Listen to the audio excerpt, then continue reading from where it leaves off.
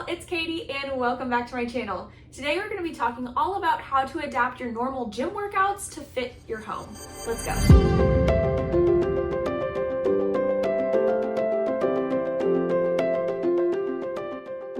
So let's say you want to do your normal gym workout, but you don't have enough time to physically get to the gym. You're gonna have to pivot a little bit to be able to do that workout at home. So there's two specific areas we're gonna have to tweak with that workout to make it work for your home.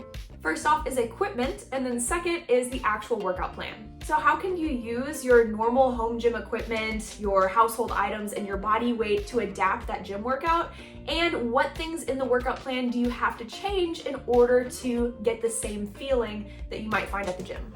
Today, let's look at some of those equipment swaps and those workout edits so that you can work out at home when you need to.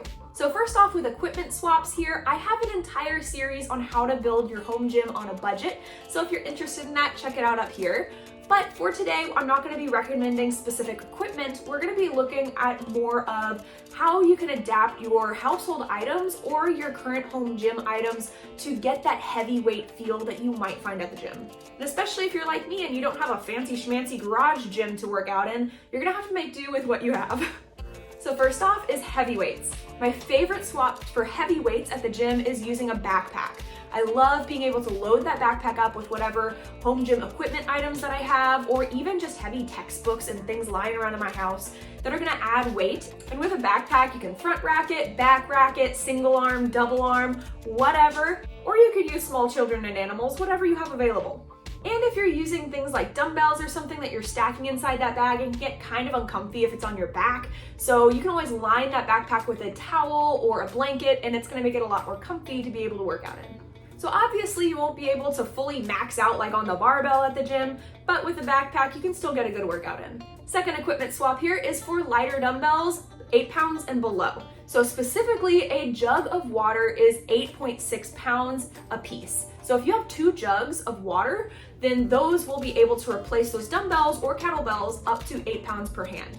So if you personally don't own dumbbells or kettlebells, this can be a great option for you, and you can reduce the amount of water in there to find the exact amount of weight that you want to lift. And this is one of my favorite swaps because it is so easy and versatile. Once you finish your milk, just save the jug, fill it with water, and bring it to your workout.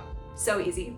Our third swap here is instead of benches or boxes at the gym. So if you're using a box to step up on or even to sit on and do an exercise, finding a chair without any cushioning or any contouring in it is going to be perfect. We want that flat, firm surface to be able to step up on or to get a good grounding with the pelvis on if you're doing any kind of lifting there. A chair is a really easy option. Also, if you have stairs in your house, indoor or outdoor, whatever, then those stairs are going to be a good option as well for step-ups and things. But as far as benches go, if you're looking for something like a flat bench, I like to take this cushioned bench at the end of our bed and pull it out to where I'm able to use that as a flat bench for my home. But if you don't have something like that, you can use the floor.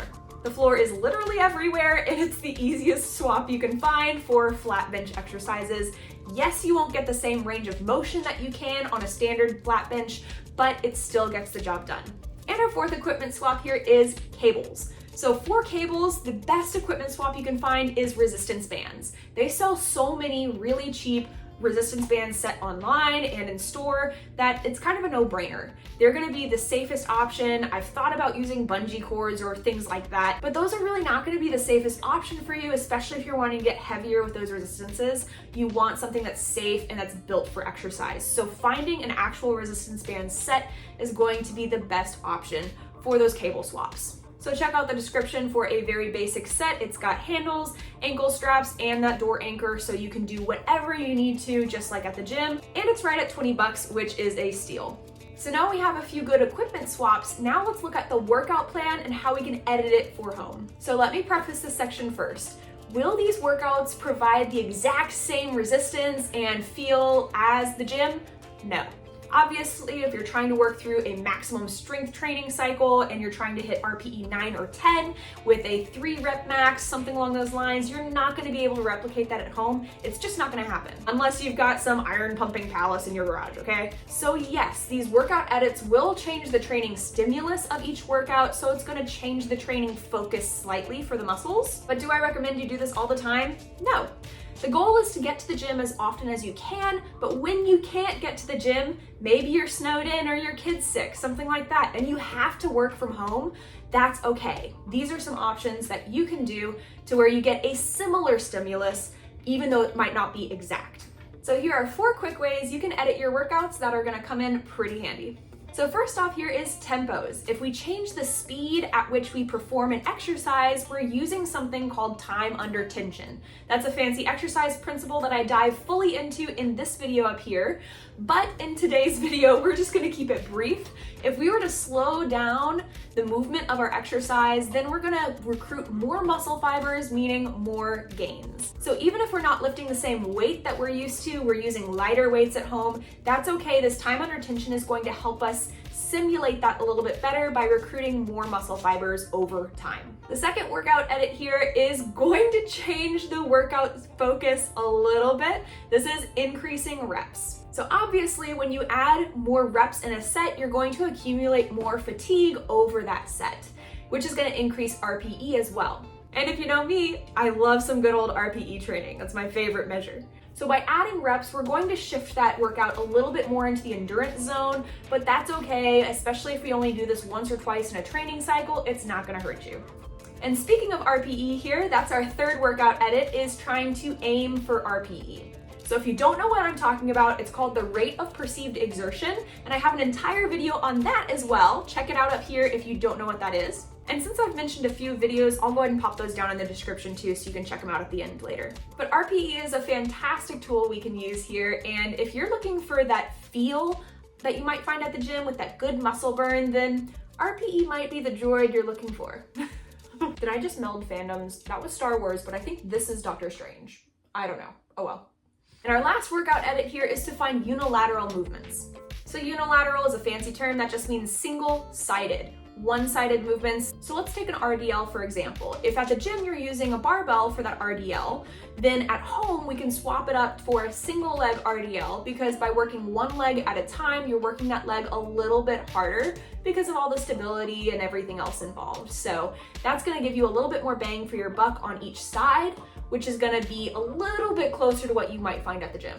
And similar to a unilateral swap, we can also just swap the movement if we can't find something similar enough at home. So let's take a chest press, for example. If you're trying to replicate a bench press, those are really heavy, and if you don't have the proper weights at home, then doing a chest press on the floor is not gonna cut it. So switching that movement up to, let's say, a push-up. Push-ups are a lot harder than a floor press would be, especially with lighter dumbbells. So you can also swap out the type of exercise you're doing to make it a little bit harder. So those are just a few ideas if you wanted to adapt those gym workouts for home, even if you don't have a gym bro swole cave.